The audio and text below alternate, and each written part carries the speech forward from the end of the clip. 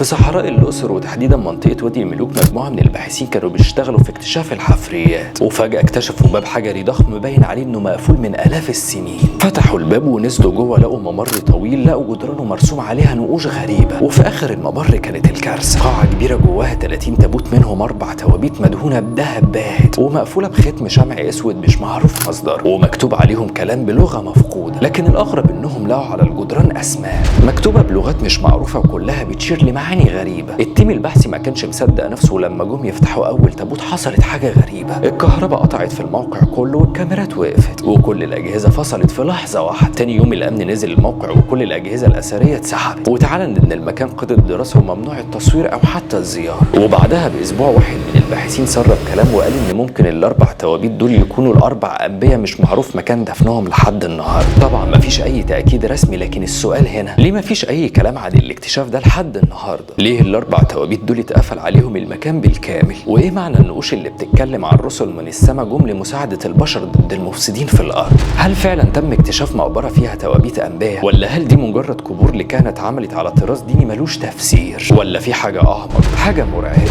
واكبر مننا نقدر نستوعبها؟ خلاصة الكلام ده بيدل ان الحضارة المصرية لسه فيها اسرار كتيرة، وبتدل ان هي اعظم حضارة في العالم لحد النهارده. انا وليد صفوت وده برنامج كيميتاوي.